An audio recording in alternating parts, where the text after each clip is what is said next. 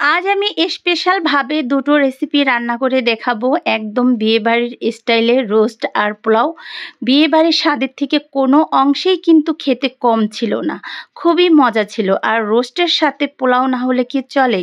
তাই আমি কিন্তু দুটো রেসিপি একসঙ্গে রান্না করে দেখাবো। আসসালামু আলাইকুম, আমি রুমানা নতুন আরও একটি রেসিপি নিয়ে চলে আসলাম। তো একটি না দুটো রেসিপি কিন্তু আজ আমি একসঙ্গে রান্না করে দেখাবো।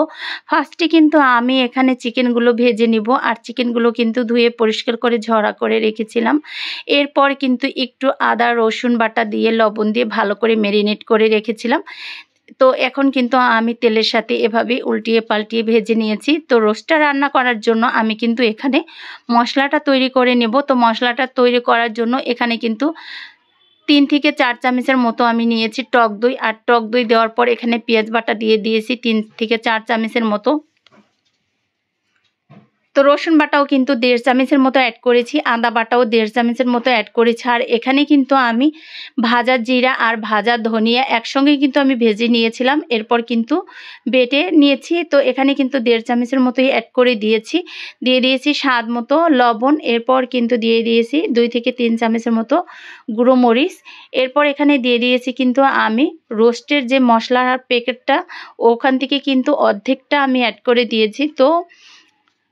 তো দিয়ে কিন্তু ভালো করে মশলাটাকে আমি মিক্স করে রেখে দিয়েছি এক সাইড করে। তো এখন কিন্তু আমি এখানে কিন্তু প্যানটা বসিয়ে রোস্টটা রান্না করার জন্য কিন্তু ফার্স্টে এখানে তেল দিয়ে দিয়েছি। তেলের মধ্যে কিন্তু গোটা দারচিনি এলাচ অ্যাড করে দিয়েছি। তো এখানে কিন্তু 1 কাপের মতো পেঁয়াজ কুচি অ্যাড করেছি। তো পেঁয়াজটাকে ভালো করে তেলের সাথে ভেজে নিয়েছি। এরপর এখানে আস্ত কাঁচামরিচগুলো অ্যাড করে দিয়েছি। তো এখানে কিন্তু আমার টমেটো সস ছিল না, তাই আমি এখানে একটা টমেটো ফালি করে কেটে নিয়েছি। আর যে মশলাটা আমি তৈরি করেছিলাম, মশলাটাও কিন্তু এখন অ্যাড করে দিলাম। আর এই মশলাটা কষানোর সাথে সাথে কিন্তু সম্পূর্ণ টমেটোগুলো কিন্তু একদমই গলে যাবে। তো এইভাবে কিন্তু রোস্টটা রান্না করলে সত্যি বিয়েবাড়ির স্বাদের থেকে কিন্তু কোনো অংশে কম হয় না খেতে। মশলার মধ্যে কিন্তু সব কিছু, আর কষানোর মধ্যেও কিন্তু সব কিছু। তো এভাবে যদি মশলাটা আমরা তৈরি করে যদি সুন্দর করে মশলাটা কষিয়ে এভাবে রোস্টটা রান্না করি, তাহলে কিন্তু একদমই খেতে বিয়েবাড়ির মতো লাগে।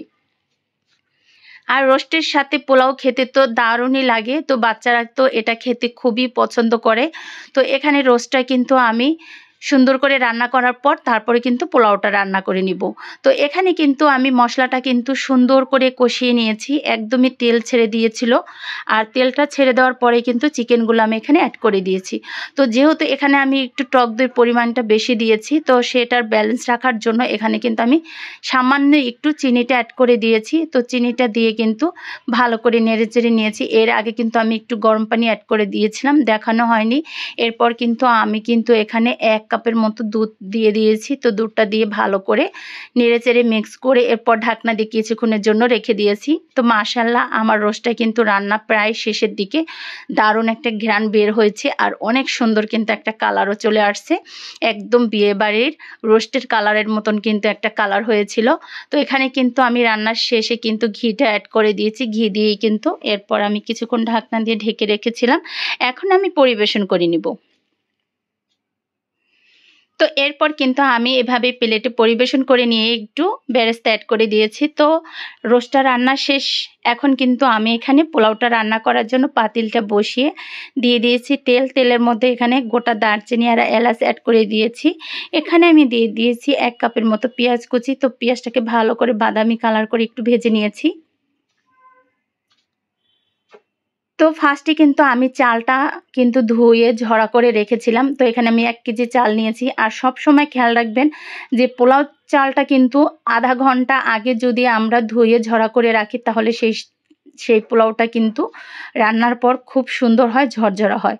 তো এখানে কিন্তু আমি চালটা দিয়ে কিন্তু একটু সামান্য আদা বাটা আর সামান্য একটু রসুন বাটা অ্যাড করে দিয়েছি। দিয়ে কিন্তু ভালো করে এখন আমি চালটাকে আরও কিছুক্ষণ কষিয়ে নেব। স্বাদ মতো লবণও অ্যাড করে দিয়েছি।